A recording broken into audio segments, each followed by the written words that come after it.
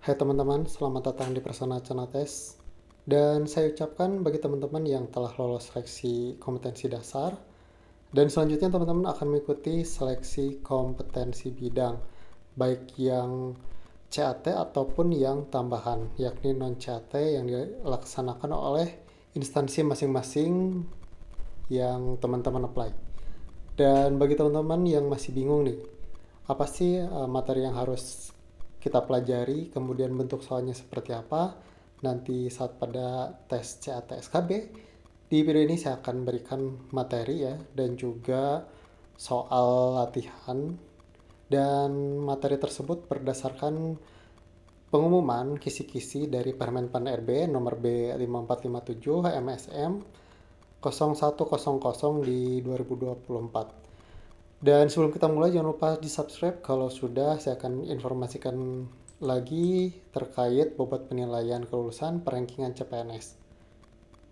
Nah, teman-teman, di sini ada 40% tes kompetensi dasar diambilnya ya, dan 60% untuk tes kompetensi bidang.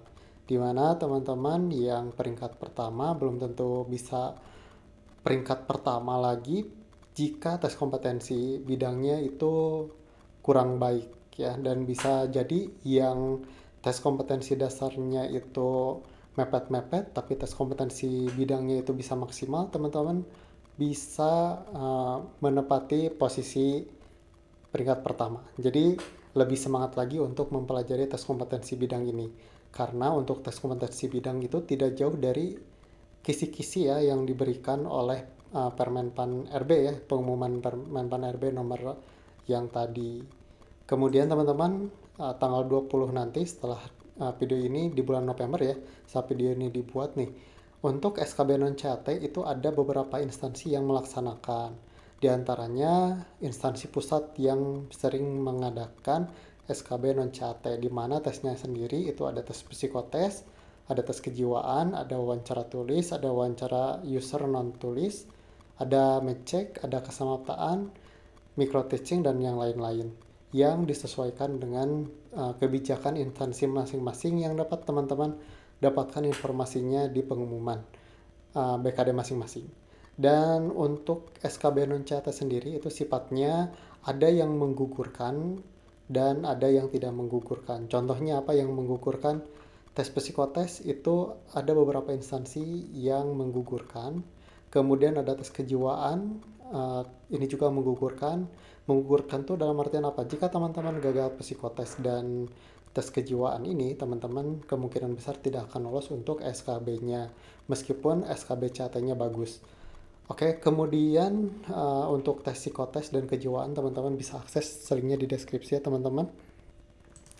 Nah, kemudian kita lanjut ke Permenpan RB untuk Pranata Humas ya, di uh, pengumuman 5457 ini apa saja. Nah, di sini untuk kisi-kisi Permenpan RB itu untuk Pranata Hubungan Masyarakat Ahli pertama, ini ruang lingkupnya ya, ada kemampuan umum dan kemampuan khusus. Di antaranya kemampuan umumnya ruang lingkup humas dan etika kehumasan.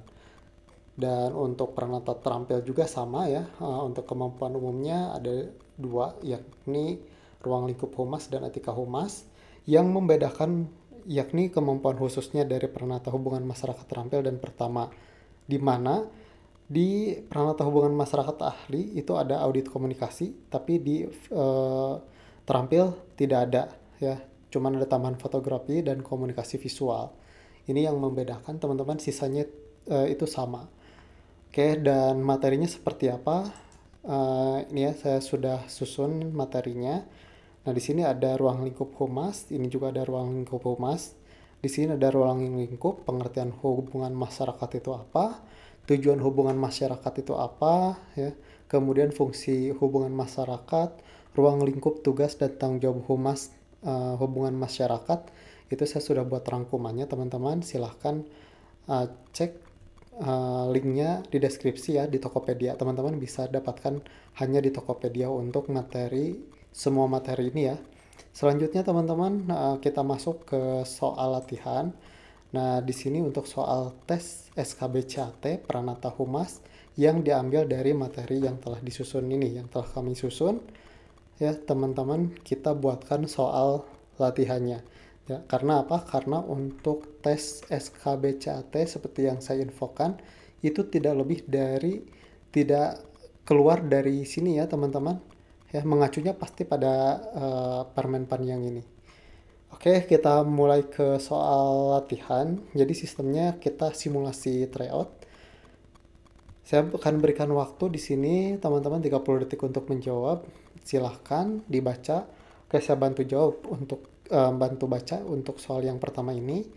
Pertanyaan langkah pertama yang perlu dilakukan dalam menyusun strategi komunikasi adalah A. Menggunakan media sosial untuk menyebarkan pesan. B. Menganalisa audiens. C. Memilih saluran komunikasi. D. Menetapkan tujuan komunikasi. Atau atau yang E. Menyiapkan pesan yang akan disampaikan. Nah, untuk jawabannya sendiri yang D, yakni langkah pertama dalam menyusun strategi komunikasi adalah menetapkan tujuan yang ingin dicapai. Setelah tujuan ditetapkan, langkah berikutnya adalah menganalisis audiens dan menyusun pesan serta memilih saluran komunikasi yang sesuai. Oke, ini adalah salah satu simulasinya. Untuk soal selanjutnya saya tidak akan bacakan, tapi otomatis ya teman-teman, ketika waktu habis akan muncul pembahasannya. Oke, silahkan dikerjakan untuk soal-soal berikutnya.